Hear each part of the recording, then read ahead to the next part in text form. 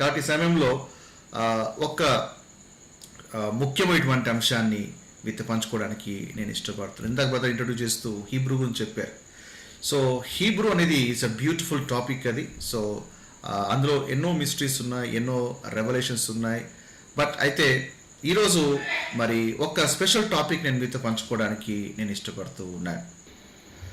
యోహాను సువార్త 5వ అధ్యాయము 39వ వచనం చూసినట్లయితే యేసు ప్రభువారు ఒక ప్రాముఖ్యమైనటువంటి మాట చెప్తున్నాడు.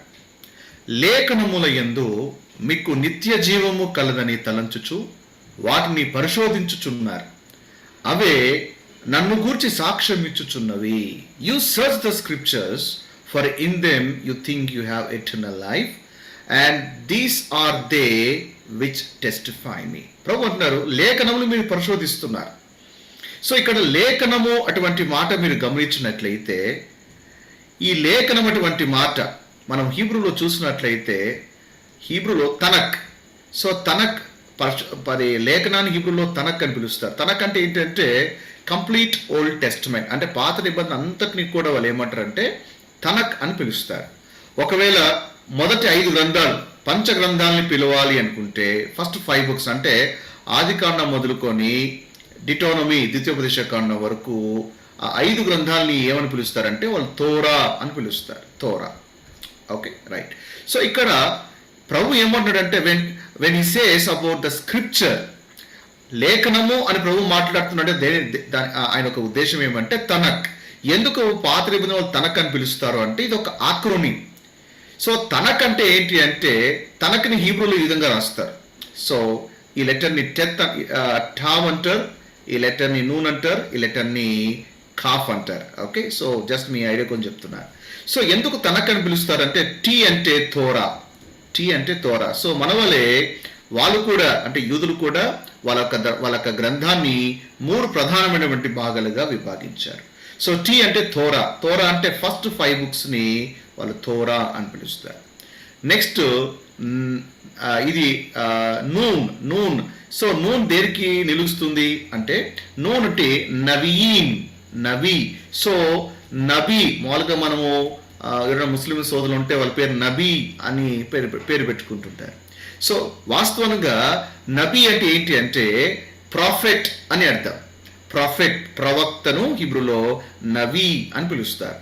సో నబీయీన్. సో ఈమెటువంటి పదము, ఒక పదం చెవుల్లో ఈమెటువంటి శబ్దం వస్తే అది బహువచనాన్ని సూచిస్తుంది. సో ఇక్కడ ఏంటంటే నవీం అంటే ప్రవక్తల గ్రంథాలు అని అర్థం. ఇక్కడ కే అంటే కెటువీం అంటారు, అంటే కటావ్ అంటే హీబ్రూలో రచనలు అని అర్థం. కటావ్ అంటే హీబ్రూలో రచన అంటే రచించడం, అంటే కావ్య గ్రంథాలు ఉన్నాయి చూసారు. సో కీర్తనలు, సామెతలు, ఓకే, ఇవన్నీ కూడా ఏంటంటే రచనల కిందకు వస్తాయి. ఓకే, కావ్య గ్రంథాలు అని మనం చదువుతున్నాం మన థియాలజీలో. ఓకే, సో కెటువీం. సో యేసుప్రభువు ఇక్కడ ఏమన్నారంటే మీరు పరిశోధన చేస్తున్నారు, వేటిని? తోరాను చదువుతున్నారు, అలాగే మీరు ప్రవక్తల గ్రంథాలు చదువుతున్నారు, అలాగే కావ్య గ్రంథాలు చదువుతున్నారు. ఇంతకీ ఈ 3 సెక్షన్స్ లేదా ఆదికాండం నుంచి మొదలు పెడితే చివరి పుస్తకం వరకు ఏమైతే ఉందో అదంతా ఏంటి? సో అదంతా కూడా కేవలం సమాచారం కొరకేనా? అదంతా కూడా దేవుడు ఎందుకు రాసి ఉంచాడు? కేవలము ఏదో ఒక 2 ప్రామిస్ తీసుకొని క్లెయిమ్ చేయడానికి మాత్రమేనా? Of course, thank God that we should claim some promises from the Bible. కానీ ముఖ్యంగా అసలు ఆ స్క్రిప్చర్స్ ఏంటి అంటే ప్రభు చెప్తున్నారు అవన్నీ కూడా నన్ను గురించి సాక్ష్యం ఇస్తున్నాయి. ఇంకో మాట చెప్పాలంటే ఓల్డ్ టెస్ట్మెంట్ అంతా కూడా ఎవరిని పాయింట్ చేస్తూ ఉంది అంటే so it is pointing to Christ. పాత నిబంధన అంతా కూడా అంటే జ్యూస్ ఏం నమ్ముతారంటే పాత నిబంధనలో ఉన్నటువంటి ప్రతి అక్షరము కూడా మరి మెస్సియాని సూచిస్తుంది, ప్రతి అక్షరము కూడా దేవుడు సూచిస్తుంది అని బలంగా నమ్ముతారు. అందుకే హీబ్రూలో ఉన్నటువంటి 22 ఆల్ఫాబెట్స్, హీబ్రూలో మొత్తం 22 ఆల్ఫాబెట్స్ ఉంటాయండి. సో ఏ ఆల్ఫాబెట్ ని కూడా ఇతర ఆల్ఫాబెట్స్ లాగా లేదా ఇతర భాష ఒక అక్షరాలుగా పరిగణించరు. So 22 alphabets are spirit filled letters. Okay, praise God. అయితే ఒక విషయం అర్థం చేసుకోలేమంటే సో ఈ స్క్రిప్చర్స్ అన్ని కూడా క్రీస్తుని సూచిస్తున్నాయి. సో మీరు ఓల్డ్ టెస్ట్మెంట్ ఏదైనా చదవండి, ప్రతి ఒక్కటి కూడా it is pointing to Christ. Fine. అయితే ఈ మాట చెప్పిన తర్వాత ఒక పవర్ఫుల్ రెవల్యూషన్ నేను మీతో షేర్ చేయడానికి నేను ఇష్టపడుతున్నాను. అంటే ఇప్పుడు మనం వెళ్ళి పాత నిబంధనలో ఉన్నటువంటి క్రైస్ట్ని చూడబోతున్నాం. We're going to see Christ in the Old Testament. Christ in the Old Testament అంటే చాలా మంది న్యూ టెస్టమెంట్లో క్రైస్ట్ని ప్రజెంట్ చేస్తారు. బట్ నా టీచింగ్ ఒక ప్రత్యేకత ఏంటంటే ఎక్కువగా శాతం ఈవెన్ నా టీచింగ్స్ ఎక్కువ కూడా ఓల్డ్ టెస్ట్మెంట్ బేస్ చేసుకొని, అంటే షాడో తీసుకొని సబ్స్టెన్స్కి నేను పాయింట్ చేస్తూ ఉంటాను. సో ఛాయగల వాటిని తీసుకొని క్రీస్తుకి నేను కంపేర్ చేస్తూ ఉంటాను. So now today in my session I'm going to present Christ in the old testament. పాత నిబంధనలో క్రీస్తుని మనం బహు స్పష్టంగా చూడబోతున్నాం. సో మీరు అనొచ్చు, పాత నిబంధనలో క్రీస్తు ఛాయగా ఎక్కడెక్కడ ఉన్నారో నాకు తెలుసు పాస్టర్ గారు అని అనొచ్చు. అయితే ఎస్, సో జనరల్గా మనము కొన్ని విషయాలు తెలుసుకునే ఉంటాం.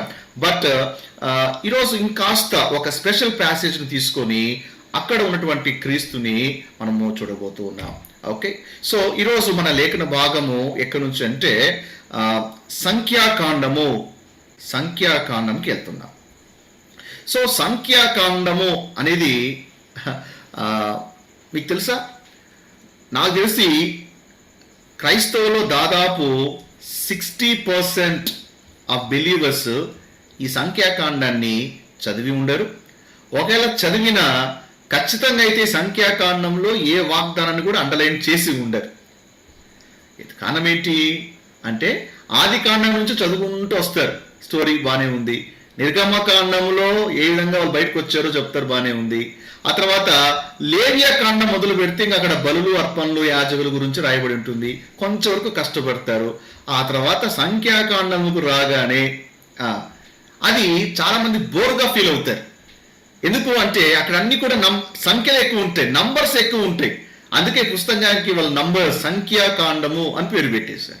కాబట్టి సంఖ్యలన్నీ చదివినప్పుడు ఏ గోత్రము ఎంతమంది, ఏ గోత్రులు ఎంతమంది ఉన్నారు, ఇవన్నీ లెక్కలు పెట్టి ఆ గోత్రికుల పెద్దలు ఎవరు, ఇవన్నీ రాసి ఉంచినప్పుడు అవి చదివినప్పుడు మనకు అనిపిస్తుంది, సో దీస్ ఆర్ ఇర్రెలవెంట్. నేటి దినాల్లో మనకి ఇది ఇర్రెలవెంట్ అని భావించి ఆ గ్రంథాన్ని మొత్తం స్కిప్ చేసి ఆ తర్వాత గ్రంథంలో నుంచి కంటిన్యూ అయిపోతుంటారు. అంటే చాలా మందిలో ఉన్నటువంటి భావన ఏమంటే ఇది ఈ దినాల్లో మనకైతే ఏం పనికిరాదు కదా, ఉపయోగం లేదు అన్నట్టుగా భావిస్తున్నారు. ఒక విషయం గుర్తుపెట్టుకోవాలి, ఓల్డ్ టెస్ట్మెంట్ తనక్ కదా, తోరా, నవీం అండ్ కెటువీం అన్ని కూడా క్రైస్ట్ని సూచిస్తున్నాయి. ఒకవేళ నిజమైతే ఖచ్చితంగా నంబర్స్ కూడా మన ప్రభుని సూచించాలి. కాబట్టి ఈరోజు మనం ఏం చేస్తున్నామంటే సంఖ్యాకాండంకి వెళ్ళి మొదటి 2 అధ్యాయాలు మనం చూడబోతున్నాం. సో హోల్ బుక్ మనం స్టడీ చేయము, కానీ ఫస్ట్ 2 చాప్టర్స్ని మనం స్టడీ చేయబోతున్నాం. సో ఫస్ట్ 2 చాప్టర్స్ మీలో ఎంతమంది చదివారు, లేదా అసలు సంఖ్యాకాండం చదివారా? ఓకే, సో నా టీచింగ్ ముందుకెళ్ళేకంటే ముందుగా మీలో ఎంతమంది సంఖ్యాకాండము చదివారో ఒకసారి మీ చాట్ బాక్స్లో టైప్ చేయండి. ఒకవేళ స్కిప్ చేస్తే నో టైప్ చేయండి, చదివి ఉంటే ఎస్ అని టైప్ చేయండి. ఓకే, సో డోంట్ వరీ, నాకు ఇచ్చినటువంటి సమయంలోనే ముగించడానికి నేను ప్రయత్నం చేస్తాను. ఓకే, కమాన్, ఎంతమంది సంఖ్యాకాండాన్ని చదివారు? ఓకే, పుస్తకం అంతా చదివారు. అండ్ ఎంతమంది చదవలేదు? కమాన్. సో మీ మైక్స్ ఆన్ చేయలేము, ఎందుకంటే మీరు చాట్ చేయాలి. మీరు చాట్ బాక్స్లో పెట్టండి. And I want to see ఎంతమంది చదివారో నాకు తెలియాలి. Okay okay, good, appreciate that. So చాలా మంది ఎస్ ఎస్ ఎస్ అని టైప్ చేస్తూ ఉన్నారు. Wonderful, beautiful, good, right. So ఈ సంఖ్యాకాండంలో మనం ఏం చేస్తున్నామంటే మొదటి 2 అధ్యాయాలకి మనం వెళ్తున్నాం. ఫస్ట్ 2 చాప్టర్స్ని మనం చూద్దాం. రైట్. సో 2వ అధ్యాయంలో అంటే అప్పుడే వాళ్ళు ఈజిప్ట్ నుంచి వాళ్ళు బయటకు వచ్చారు. బయటకు వచ్చి వాళ్ళు అరణ్య ప్రయాణం చేస్తున్నారు. అరణ్య ప్రయాణం చేస్తూ ఉన్నప్పుడు ఇక్కడ ప్రభు చాలా స్పష్టంగా చెప్తున్నారు. అప్పటికే ప్రత్యక్ష గుడారం ఉంది.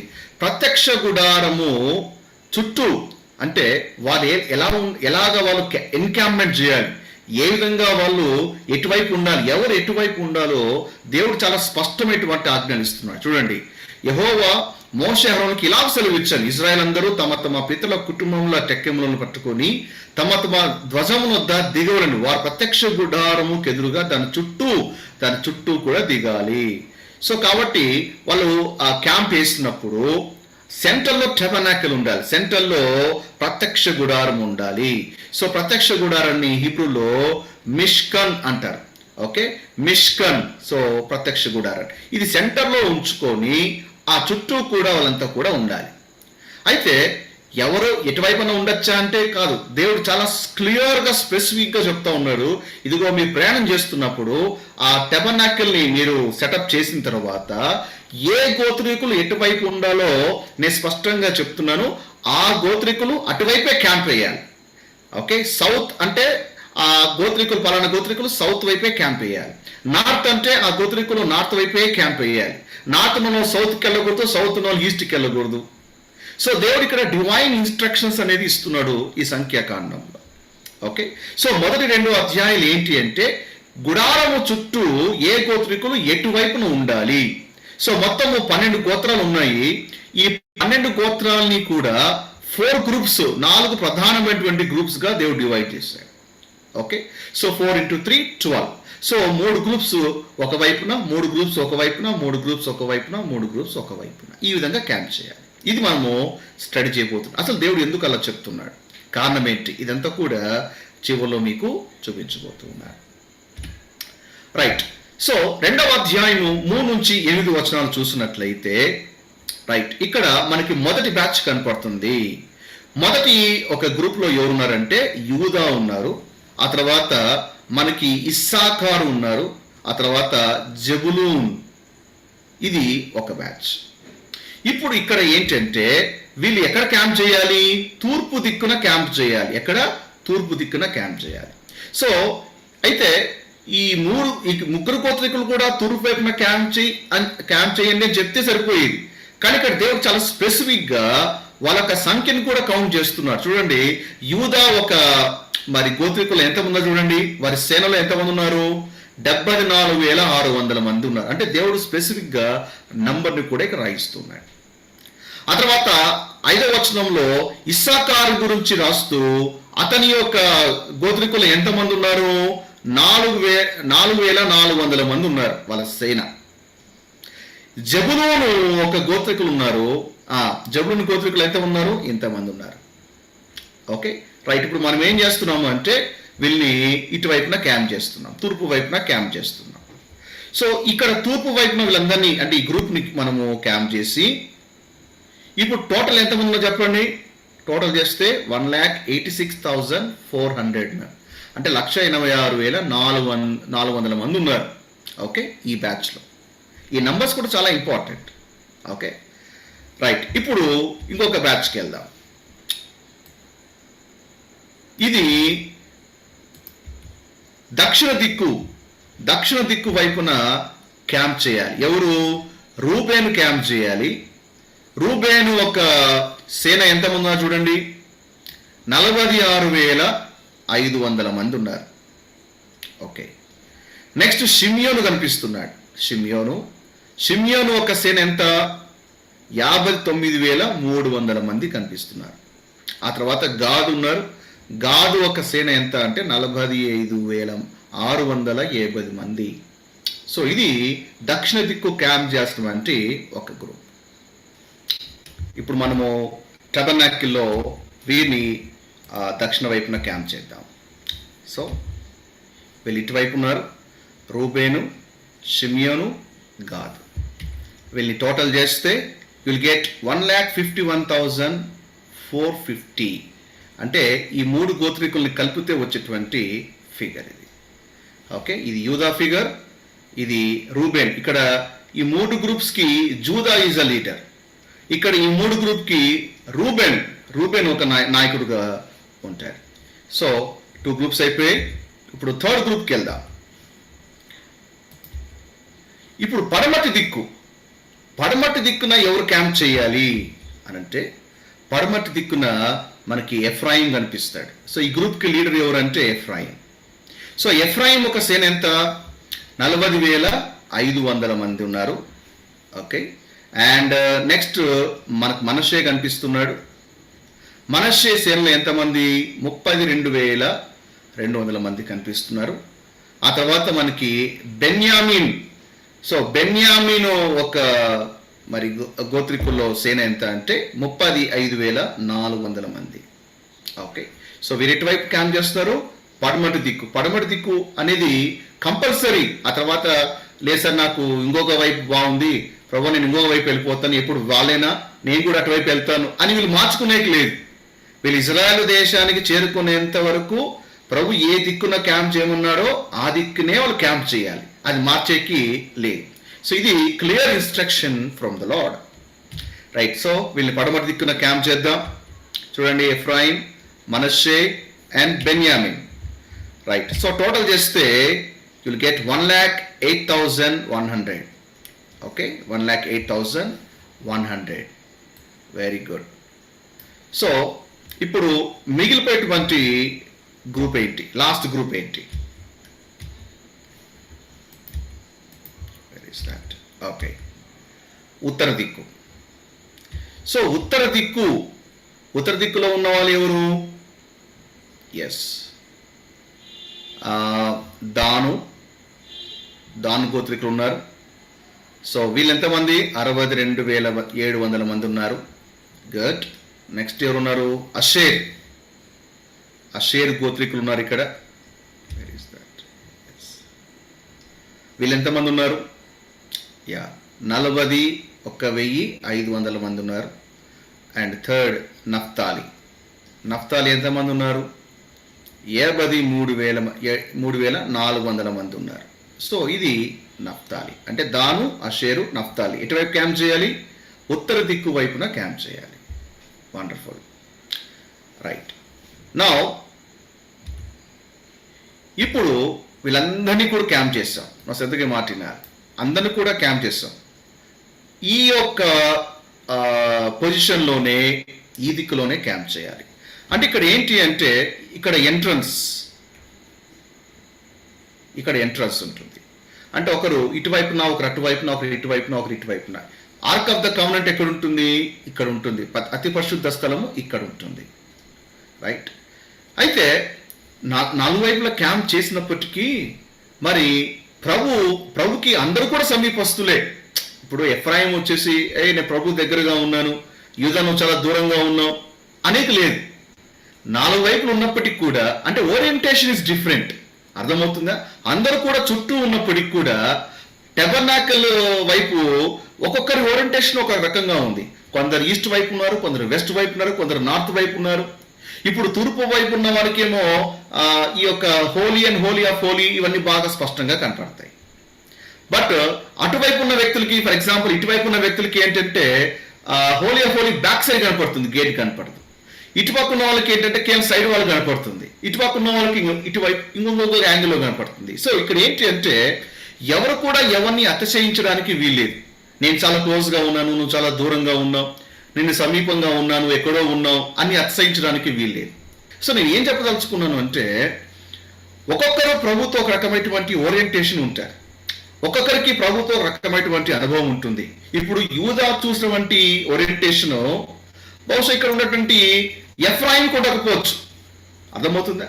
ఇక్కడ దానుకున్నటువంటి ఓరియంటేషన్ ఇక్కడ రూబేన్ కొట్టకపోవచ్చు. ఎవరి పర్స్పెక్టివ్ వాళ్ళది, ఎవరు ఏది చూడగలుగుతున్నారో దాన్ని బట్టి ఆధారపడి ఉంటుంది. అంటే ఒకరు చూచినటువంటి యాంగిల్ ఇంకొకరికి కనపడదు.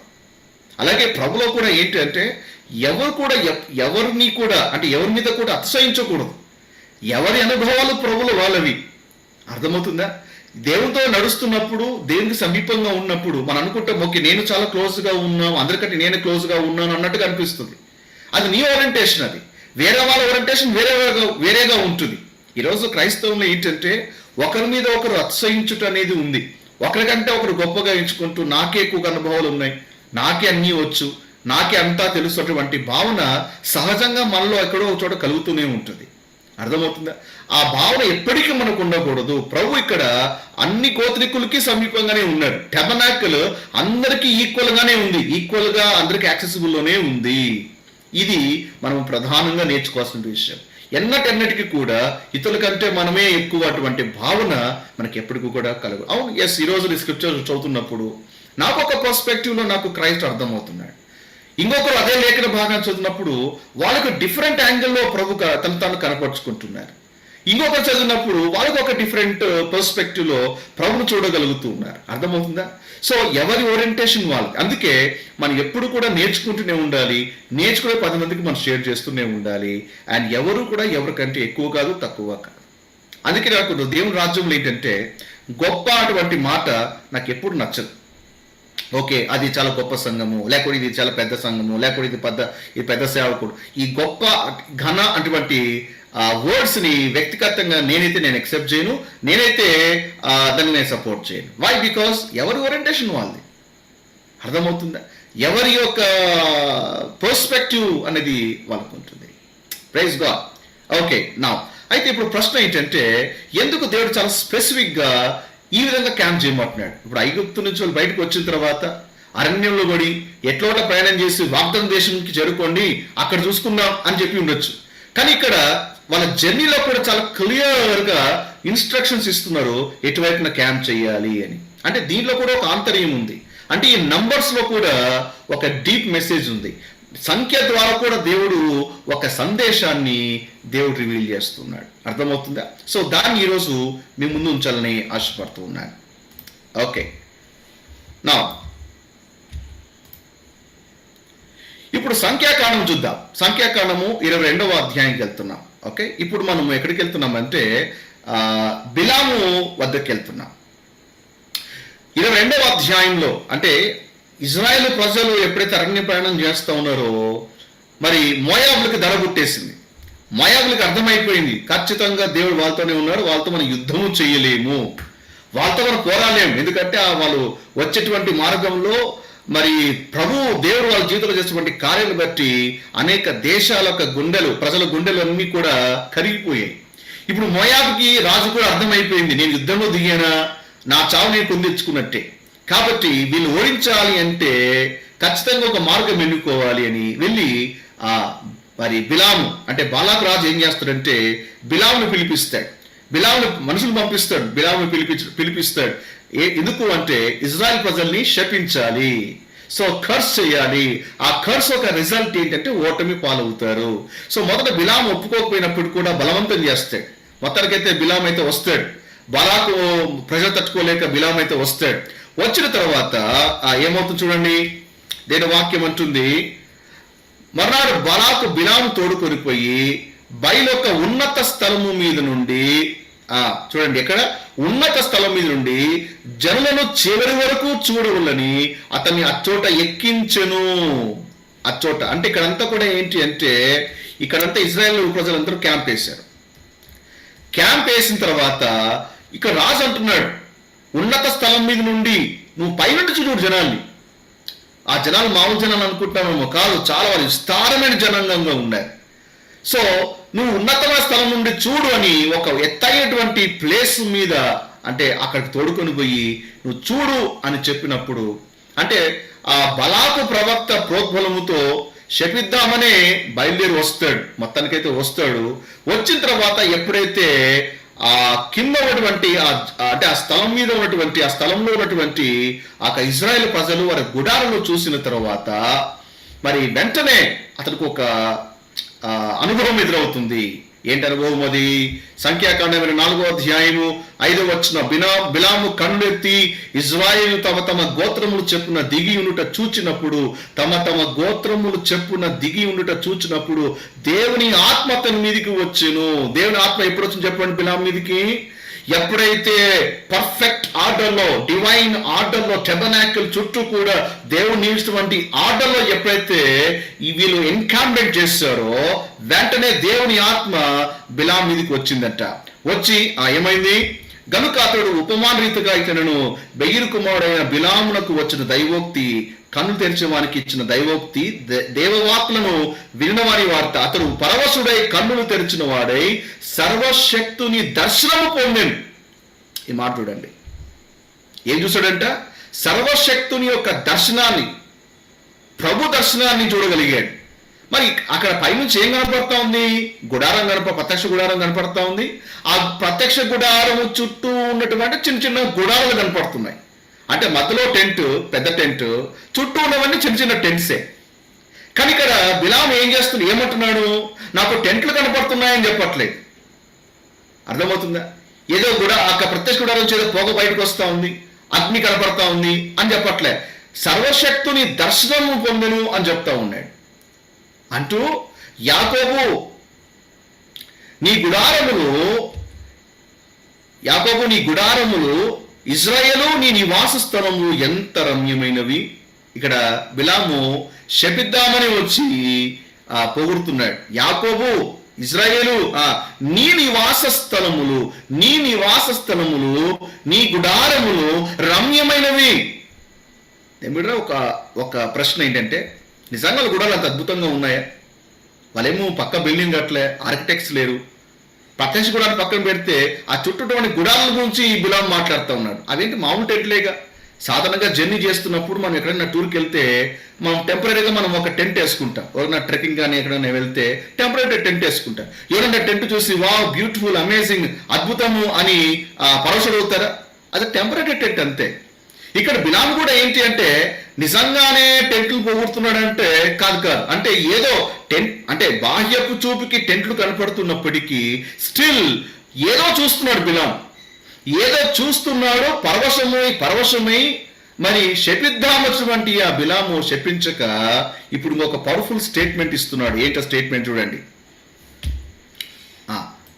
23వ అధ్యాయం 8వ వచనంలో శపిద్దామంటుంటే శపించట్లేదు. ఏమని శపింపగలను? దేవుడు శపింపలేదే. ఏమని భయపెట్టగలను? దేవుడు భయపెట్టలేదే. మెట్టల శిఖరం నుండి అతన్ని చూచుచున్నాను. ఈ మాట చూడండి, అతన్ని చూచుచున్నాను. అయితే బిలాం ఏం చేస్తున్నాడు? గుడారాలు చూస్తున్నాడా? టెంట్లు చూస్తున్నాడా? Tent colours చూస్తున్నాడా? లేదు. ఏం చూస్తున్నాడు? అతన్ని చూచుచున్నాను అంటే ఒక వ్యక్తిని చూచినట్టుగా బిలాం మాట్లాడుతున్నాడు. కొండల నుండి అతన్ని కనుగొనుచున్నాను. నాకు ఒక వ్యక్తి కనపడుతున్నాడు ఇక్కడ.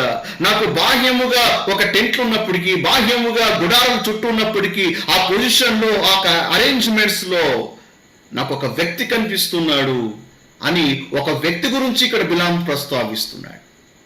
ఇందుకు బిలాం ఏం చూశాడు అక్కడ? బిలాంకి దర్శనం వచ్చి ఏమి చూశాడు అక్కడ? శపిద్దామని శపించలేకపోతున్నాడు. శపించే పైగా ఇజ్రాయెల్ ప్రజల్ని దీవిస్తా ఉన్నాడు. అతన్ని చూచుచున్నాడు. దేవుడురా ఒక అన్యుడైనటువంటి ఒక బిలాము మరి ఒక వ్యక్తిని చూస్తున్నాడు. ఎవరు ఆ వ్యక్తి తెలుసా? మన ప్రభు అయిన క్రీస్తునే, యేసు ప్రభువుని చూస్తూ ఉన్నాడు. ఎలా ఉన్నారు యేసు ప్రభుని ఏ విధంగా చూస్తున్నారు? అటువంటి ఆలోచన మీకు కలగచ్చు. చూడండి, ఈ విధంగా బిలాము కొండ మీద ఉన్నప్పుడు వాళ్ళ ఎన్కాంప్మెంట్ ఈ విధంగా సాగింది. చూడండి, ఇటుపక్కనేమో ఒక గోత్రికులు, ఇటుపక్క ఒక గోత్రికులు. అంటే వారి సంఖ్యాబలము బట్టి ఎన్కాంప్మెంట్ వేసినప్పుడు దేవుడు చెప్పినట్లుగా వాళ్ళు గుడారము చుట్టూ వాళ్ళంతా కూడా గుడాలు వేసుకున్నప్పుడు పైనుంచి చూసినప్పుడు చెప్పండి బిలాముకి ఏం కనపడతా ఉంది అంటే వాళ్ళు ఏ షేప్ లో, ఏ ఆకారములో, ఏ ఫార్మేషన్ లో వాళ్ళు యాత్ర సాగిస్తున్నారో చెప్పండి. సిలువ ఫార్మేషన్ లో సాగుతూ ఉన్నారు. Glory to God. దేవుడిరా ఇక్కడ వాళ్ళ యాత్ర మామూలు యాత్ర కాదు. ఇక్కడ వాళ్ళు అంటే ఐగుప్తు నుంచి వాగ్దాన దేశంకు చేరుకునేంత వరకు కూడా వాళ్ళ ఫార్మేషన్, క్రాస్ ఫార్మేషన్ లో వాళ్ళు సాగుతున్నారు. బిలాము పైనుంచి చూస్తున్నప్పుడు సిలువను చూస్తూ ఉన్నాడు, మన ప్రభువును చూస్తూ ఉన్నాడు. ఏమిట్రా బిలాముకు ఉన్నటువంటి ఒక ఎన్లైట్మెంట్ ఎంతో గొప్పతో ఒకసారి ఆలోచించండి. అందుకే ఆ దృశ్యము చూడగానే శపిద్దామనుకున్నటువంటి బిలాము శపించలేకపోయాడు. Glory to God. నా ప్రభు మీకు కనిపిస్తున్నాడా? సంఖ్యలో నా ప్రభు మీకు కనిపిస్తున్నాడా? వాట్ ఎ బ్యూటిఫుల్ పిక్చర్ కదా దేవుడ్రా. అందుకే ఐగుప్తును మొదలుకొని కనాన్ దేశం చేరుకునేంత వరకు కూడా ఎన్ని అద్భుతాలు జరిగాయి, ఎన్ని స్వస్థతలు జరిగాయి, ఎంతమంది రోగాలు స్వస్థపరచబడ్డాయి. దేవుడు అద్భుతంగా వారికి ఆహారాన్ని ఇచ్చాడు, అద్భుతంగా దేవుడు వారిని పోషించాడు, అనేక అద్భుత మహత్కార్యములు చేశాడు. కళ్ళ ముందర దేవుడు ఎన్నో మిరాకిల్స్ ని జరిగించి దేవుడురా అద్భుతమైనటువంటి యాత్ర వాళ్ళు కొనసాగించారు. అంటే ఓల్డ్ టెస్ట్మెంట్ లో వాళ్ళు పొందుకున్నటువంటి హీలింగ్స్ అయినా, వాళ్ళు పొందుకున్నటువంటి మిరాకిల్స్ అయినా, వాళ్ళు పొందుకున్నటువంటి బ్లెస్సింగ్స్ ఏదైనా కానిగాక దానికి కారణం ఏంటో తెలుసా? సిలువకు ఛాయగా ఉన్నటువంటి ఫార్మేషన్ లో వెళ్తున్నారు. అంటే దాట్ ఇన్ ద షాడో, అర్థమవుతుందా? పాత నిబంధనలో ప్రతి రంగు, ప్రతి వస్తువు కూడా క్రీస్తును సూచిస్తున్నాయి. అవన్నీ కూడా ఛాయనే. సో ఇక్కడ కూడా ఏంటి అంటే క్రీస్తుకి ఛాయగా ఇక ఫార్మేషన్ లో వెళ్తారు. అంటే ఓల్డ్ టెస్ట్మెంట్ వాళ్ళందరూ కూడా ఆ బ్లెస్సింగ్స్ క్రైస్ట్ని బట్టి, క్రీస్తుని బట్టి అవన్నీ కూడా వాళ్ళు పొందుకోగలుగుతారు. Glory to God. అంటే ఇక్కడ మనకు ఒక పాఠం ఉంది ఏంటంటే మన ఆత్మీయ యాత్ర కూడా, మనకు జీవిత ప్రయాణం కూడా ఏంటి అంటే మనం సిలువను ఆధారము చేసుకొని మనం ముందుకు సాగిపోవాలి. దీని బట్టి సిలువను ఆధారము చేసుకొని మన యాత్రను సాగించాలి. యేసు ప్రభుని నమ్ముకున్నామా అంటే ఐగుప్తు నుంచి బయటకు వచ్చేసాం. ఎస్. సో వాళ్ళు ఐగుప్తు నుంచి బయటకు వచ్చారు. They redeemed by the blood. So ఐగుప్తు నుంచి బయటకు వచ్చిన తర్వాత అసలు యాత్ర తెలుసా? వాళ్ళు సిలువను ఆధారము చేసుకుని యాత్ర చేయాలి. ఈరోజు చాలా మంది రక్షించబడతారు, చాలా మంది మానవసు పొందుతారు. ప్రభు అనే పాపి అంటే వెంటనే వాళ్ళు దేవుని రాజ్యంలో జన్మిస్తారు. కానీ అది సరిపోద్ది బిడ్డరా. అక్కడి నుంచి నువ్వు సిలువను ఆధారం చేసుకుని నీ యాత్ర సాగించాలి. నీ యొక్క సిలువను అంటే ప్రభు ఒక సిలువను ఎత్తుకొని నువ్వు వెంబడించగలగాలి. సో క్రాస్ని మనం బేస్ చేసుకొని క్రాస్ బేస్డ్ లైఫ్ కలిగి ఉండాలి. క్రైస్ట్ సెంటర్డ్ లైఫ్ని మనం కలిగి ఉండగలగాలి. Praise God. ఆమేన్. ఇక్కడ బిలాం అంటాడు కదా, ఏదైనా శపించగలుగుతారు. అందుకే ఒకనొక స్క్రిప్చర్లో ఏమో ప్రభు బిలాం అంటాడు ఏమని, ఆయన యాకోబులో ఏ దోషమును కనుగొనలేదు, ఇజ్రాయెల్లో ఏ వంకరతనము చూడలేదు. ఒకసారి ఈ మాట ఆలోచించండి. ఇజ్రాయెల్లో అంటే యాకోబులో దోషాలు లేవా? ఇజ్రాయెల్లో వంకరతనము లేదా? అంటే ఇక్కడ దేవుడు లేవని చెప్పట్లేదు, చూడట్లేదు. ఇజ్రాయెల్ ప్రజలు కూడా అరణ్యంలో ఎన్నో తప్పులు చేశారు, ఫిర్యాదులు చేశారు, గొనిగారు, సనిగారు, అన్ని చేశారు. దేవుడికి విసుగు పుట్టించారు, కోపాన్ని పుట్టించారు. మనకు తెలుసు, బాగా పాత్రికలు చదువుతూ మనకు అర్థమవుతుంది. కానీ ఇక్కడ దేవుడు ఏం చేస్తాడో తెలుసా? ఆ దోషాలు ఉన్నప్పటికీ, వంకర్తనం ఉన్నప్పటికీ దేవుడు చూడట్లేదు. Why? Because they are hidden in the cross. They are hidden in the cross. ఈరోజు దేవుడు నీతో అదే మాట్లాడుతున్నాడు. ఏమో తెలుసా? మనలో ప్రతి ఒక్కరిలో పరిమితులు ఉంటాయి, వైఫల్యాలు ఉంటాయి. అయితే దేవుడు వాటిని బట్టి మనం త్రోసివేసేవాడు కాదు. అలానే దేవుడు అప్రూవ్ కూడా చేయడు. కానీ ఈరోజు మనం ఇక్కడ నిలబడగలుగుతున్నాం, ఈరోజు జీవించగలుగుతున్నాం, ఈరోజు మనం ఉనికిలో ఉన్నాం. కారణమేంటి తెలుసా? మన భక్తో లేదా మన మంచితనమో మన నీతి బట్టు కాదని బిడ్డ. We're hidden in Christ. మనం క్రీస్తులో ఉన్నాం. We're hidden in Christ. క్రీస్తులో భద్రపరచబడి ఉన్నాం. అందుకే తండ్రి అయిన దేవుడు మనల్ని చూచినప్పుడు ఎలా చూస్తాడో తెలుసా? Through Christ. క్రీస్తు ద్వారా నేను చూస్తున్నాడు. సో ఇక్కడ క్రాస్ ఏం చేస్తా ఉంది? నీ వంకర్తనాన్ని, నీ దోషాన్ని కప్పుతా ఉంది. Glory to God. ఆ ప్రభు మన వంకర్తనాన్ని, మన దోషాన్ని కప్పుతున్నాడు కాబట్టే మనం ఇంకా నిర్మూలించబడట్లేదు. Praise God. We are hidden in Christ. ఇక్కడ మీకు ఒక విషయం చెప్పాలి ఏంటంటే, ఎన్నటెన్నిటికి కూడా కండమ్నేషన్ లైఫ్ని లీడ్ చేయకండి. అపవాది యొక్క ప్లాన్ ఏంటంటే నేను ఎప్పుడు కూడా ఖండిస్తూనే ఉంటాడు. నీకు యోగ్యత లేదు, నీకు అర్హత లేదు, అసలు దేవుని ప్రార్థన ఎలా వింటాడు, అసలు దేవుడు నీ మొర ఎలా ఆలకిస్తాడు, నువ్వు అంత భక్తుడువా, నువ్వు నీతిమంతుడువా, అసలు నీ అంత పాపి ఇంకొక లేడు అని మనలో ఉన్నటువంటి వంకతనమంతా కూడా అసలు ఏ సేల్స్ మ్యాన్ కూడా ప్రజెంట్ చేయడు. అంత అద్భుతంగా కళ్ళకు అన్నట్టుగా స్క్రీన్లో డిస్ప్లే చేస్తాడు. చూడు నువ్వు ఎంత తప్పు చేసావు, చూడు నీ భాష తీరు మారలేదు, నీ వ్యవహార తీరు మారలేదు, నీలో అది ఉంది, నీలో ఇది ఉంది, యు ఆర్ డిస్క్వాలిఫైడ్ అని వాడు ఏం చేస్తాడంటే మన వంకతనాన్ని చూపించేసి మన ఏ విధంగా కన్విన్స్ చేస్తాడు అంటే దేవుడిని ప్రేమించాడు, దేవుడిని ఎప్పుడు వదిలేశాడు, లేదా ఇంకా తప్పదు కాబట్టి దేవుడు నేను మోస్తున్నాడు అనే టైప్లో వాడు ప్రజల్ని కండమ్నేషన్ ఒక మైండ్ సెట్లోకి నడిపించేస్తాడు. ఇంకా చూడండి, చాలా మంది క్రైస్తవులు ఎలా ఉంటారంటే మరి they live in a sin conscious life. But మనకు కావాల్సింది ఏమంటే సన్ కాన్షియస్ లైఫ్ కావాలి, నాట్ సిన్ కాన్షియస్. ఏమైనా జీవితకాలం వరకు కూడా ఈ బలీదలు అనేవి కొన్ని ఉంటాయి, బట్ స్టిల్ అంటే you are hidden in Christ. దాని అర్థం ఏంటి అంటే వాటిని బ్రష్ ఆఫ్ చేయమని నా ఉద్దేశం కాదు. You are hidden in Christ as you walk with the Lord. ఎక్కడైతే వీకర్ ఏరియాస్ ఉన్నాయో అక్కడ దేవుడు నీకు స్ట్రెంత్ ని, గ్రేస్ ని అనుగ్రహించేవాడుగా ఉన్నాడు. Just because you have some floss in your life, just because you have some weakness in your life, God will never strike you permanently. దేవుడు ఎన్నటికీ శాశ్వతంగా నేను త్రోసివేసేవాడు కాదు. దేని బిడ్డారా, తప్పిపోయిన కుమారుడు గురించి మనం అదే చదువుతున్నాం. తప్పిపోయిన కుమారుడు సమస్తము పోగొట్టుకొని అంతా కూడా వ్యర్థపరుచుకుని తిరిగి వెనక్కి వచ్చిన తర్వాత ఆ వెనక్కి వచ్చినటువంటి ప్రయత్నంలో తప్పిపోయిన కుమారుడు ఒక మాట అంటాడు. ఏమని? నేను చాలా తప్పు చేశాను, పాపం చేశాను, అన్ని పోగొట్టుకున్నాను. నా తండ్రి ఇంట్లో అనేక మంది పనులు ఉన్నారు, కుమారుడు అనిపించుకోవడానికి నాకు యోగ్యత లేదు. కాబట్టి మరి నా తండ్రి యొక్క ఇంట్లో పనివాళ్ళు ఒకటిగా ఉంటాను అనేటువంటి ఆ మెంటాలిటీతో బయలుదేరుతున్నాడు. అంటే ఇక్కడ ఏంటిది?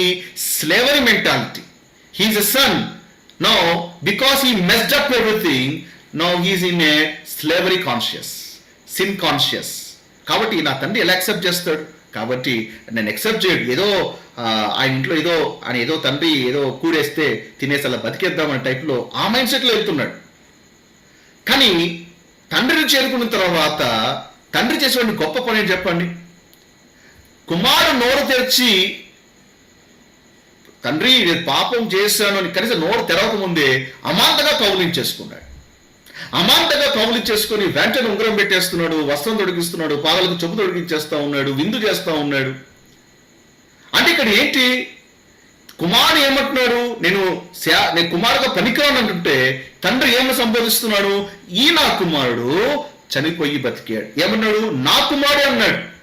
తప్పిపోయినా, అన్ని పాడు చేసుకున్నా, వ్యర్థపరుచుకున్నా, నష్టపరిచినా, అసలు ప్రయోజనకరమైనటువంటి పని ఏది చేయకపోయినా తండ్రి తన కుమారుని ఏమని సంబోధిస్తున్నాడు? అరే నువ్వు పాపం చేసావు, నువ్వు పాపివి, నా కుమారుడికి ఉండే యోగ్యత నీకు లేదు, అర్హత నీకు లేదు, గెట్ అవుట్ అన్నాడా? లేదా నా సేవకుల్లో ఒకటిగా ఉందో అని చెప్పాడా? నో. ఏమని సంబోధిస్తున్నాడు తెలుసా? నా కుమారుడే అని సంబోధిస్తున్నాడు. దాని అర్థం ఏంటి? When you mess up your life, you lose the fellowship and not the relationship. అర్థమవుతుందా? ఒకవేళ నీలో వంకర్తనం ఉండి, ఒకవేళ ఏ కారణాలు బట్టి ప్రభువుకి నుంచి నువ్వు దూరమైనా, you are missing the fellowship but not the relationship. అందుకే తండ్రి అయిన దేవుడు ఏం చేస్తున్నాడంటే నిన్ను తన కుమారుని ద్వారా నేను చూస్తున్నాడు, తన కుమారుని ద్వారా నేను చూస్తున్నాడు. ఆ కుమారుని రక్తం నిన్ను కప్పుతా ఉంది, ఆ కుమారులను భద్రపరచబడి ఉన్నాం. Praise God.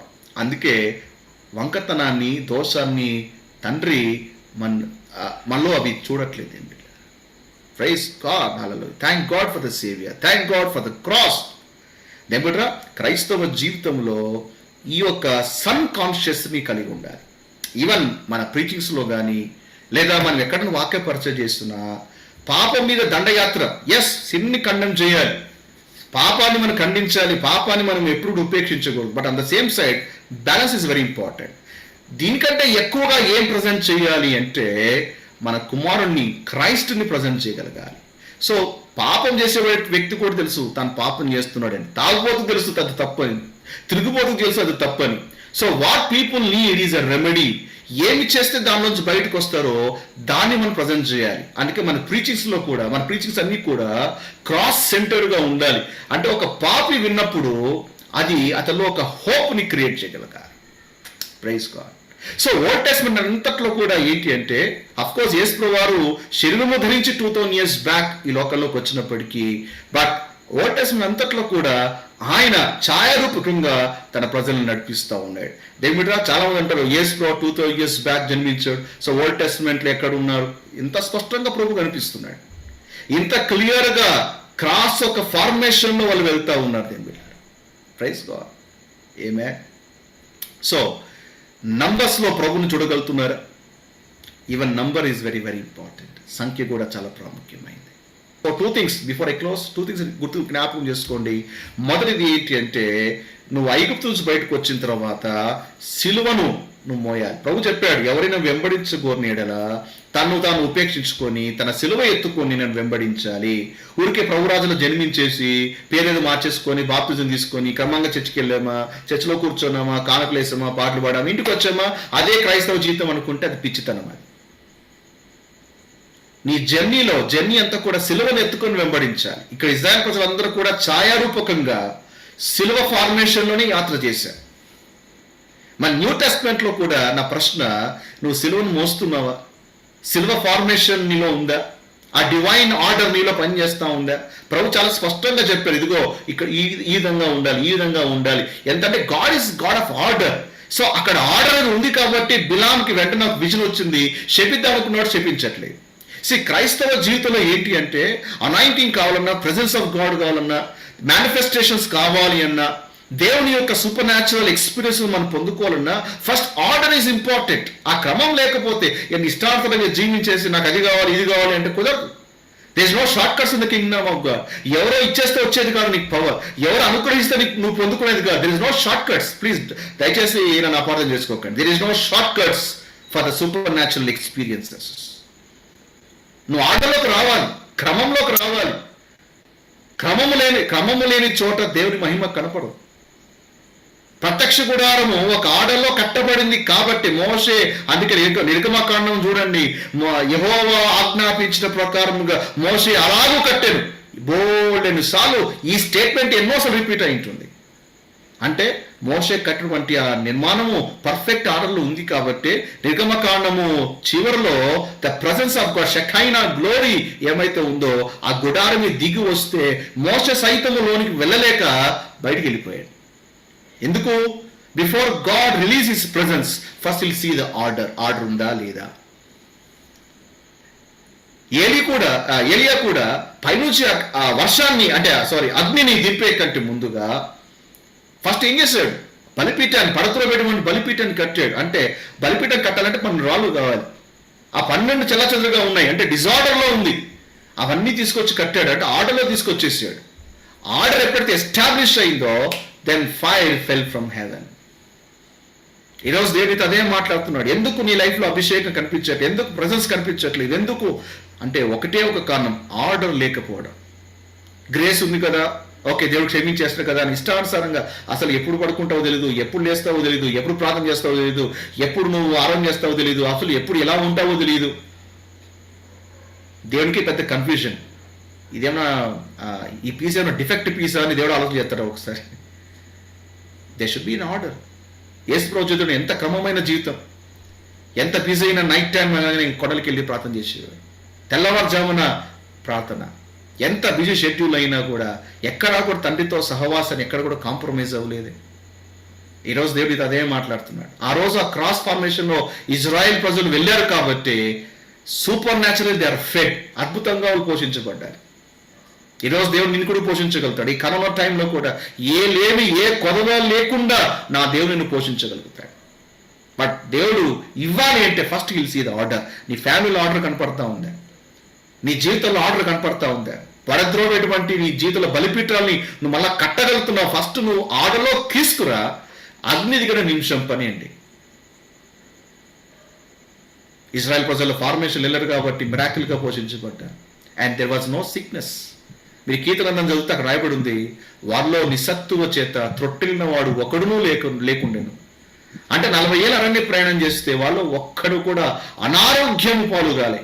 ఎవరు కూడా తలనొప్పి మాత్రం వేసుకోలే, ఎవరు కూడా మోకాలు నొప్పులు అని చెప్పేసి ఎవరు కూడా మూవ్ క్రీమ్ రాసుకోలే, ఎవరు కూడా అసలు ఏ కంప్లైంట్, అంటే ముసలివారి నుంచి చిన్న పిల్లల వరకు లక్షల మంది జర్నీ చేస్తుంటే ఎవరు కూడా ఎటువంటి హెల్త్ కంప్లైంట్స్ చేయలేదు. వై?